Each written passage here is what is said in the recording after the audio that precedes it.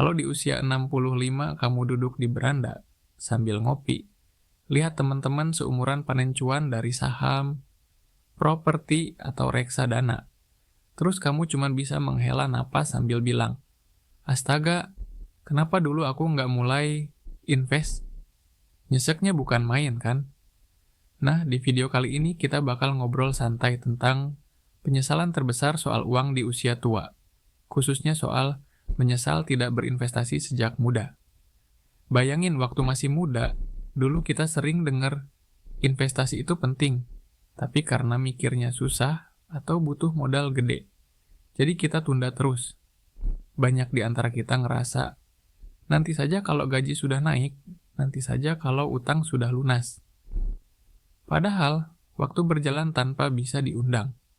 Misalnya di pasar modal, data OJK menunjukkan jumlah investor Single Investor Identification melonjak dari sekitar 3,8 juta pada tahun 2020 menjadi 15,35 juta pada Februari 2025. Artinya, banyak orang sudah nyemplung ke pasar saham, sementara kita masih mikir-mikir doang. Bayangin temanmu yang mulai investasi di usia 25 tahun, sekarang portofolionya sudah nyaris 4 kali lipat. Lalu ada juga industri reksadana yang nggak kalah menggoda. AUM atau Asset Under Management, reksadana nasional mencapai lebih dari 500 triliun rupiah pada akhir Desember 2024. Modal cuma ratusan ribu bisa advance jadi puluhan juta di kemudian hari. Semua tergantung konsistensi dan pilihan produk. Jangan lupa properti. Indeks harga properti residensial Indonesia, IHPR, mencapai indeks 166,3 pada September 2024. Naik hampir 66% sejak 2010. Bayangkan kalau kamu beli satu unit rumah sederhana di pinggiran kota 15 tahun lalu, sekarang harganya bisa 2 kali lipat, bahkan lebih. Sayangnya, banyak dari kita baru menyesal saat melihat realisasi itu. Aku ingat sekali cerita seorang penulis di Kompasiana. Waktu ia umur 25, ia cuek saja dengan dana pensiun. Ia pikir, masih muda, ikut-ikutan nabung pensiun kayaknya berlebihan.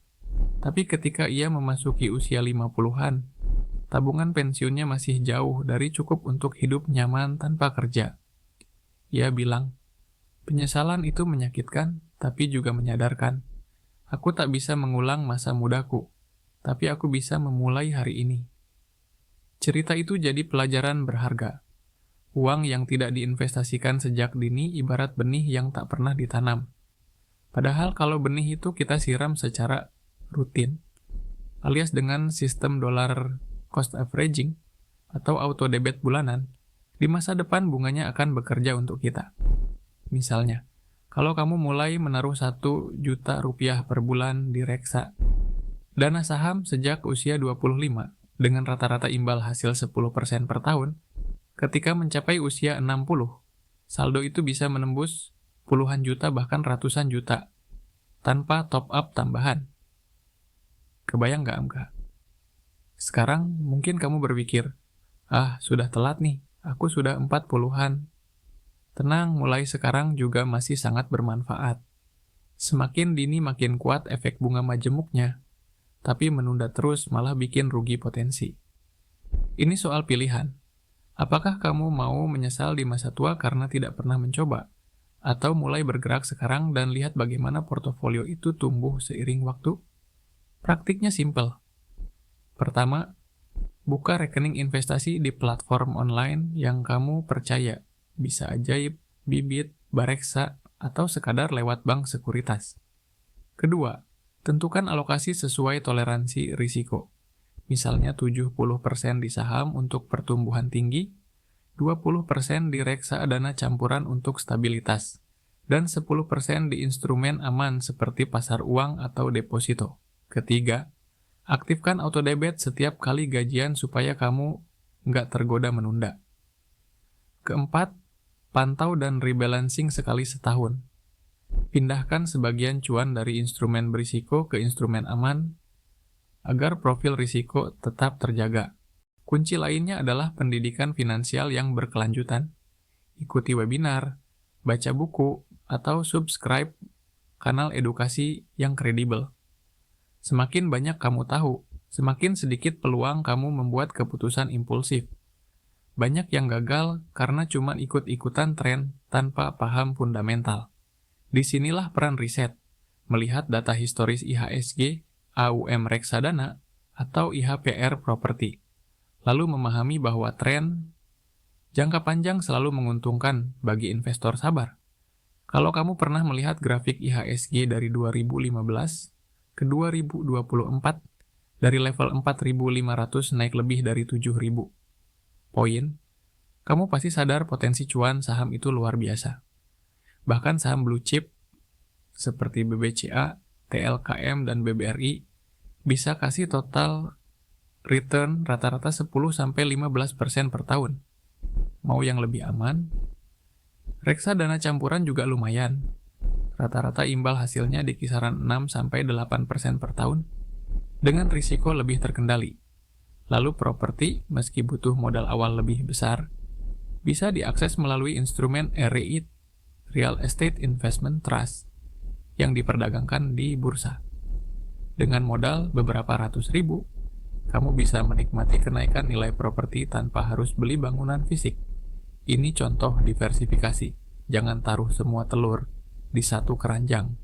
Campur antara saham, reksadana, dan properti sesuai profil risiko.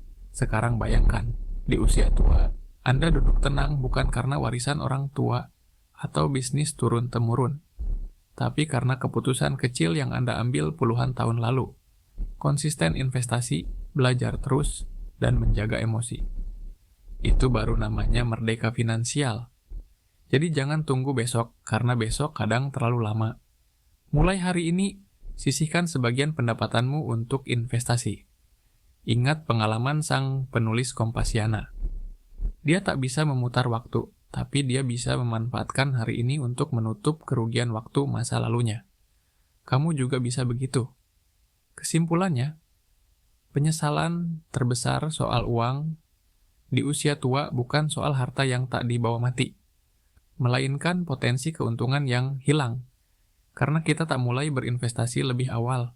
Semua data, dari lonjakan investor SID, AUM reksadana, hingga kenaikan IHPR, mengonfirmasi satu hal. Indonesia sedang mengalami gelombang investasi, dan kamu harus jadi bagian darinya. Jangan jadi penonton, jadilah pemain. Kalau kamu pernah merasakan penyesalan finansial, atau baru saja terinspirasi untuk mulai investasi sekarang juga, tinggalkan komentar di bawah. Ceritakan pengalaman atau rencana investasimu, supaya kita bisa saling belajar dan tumbuh bersama, tanpa menyesal di kemudian hari.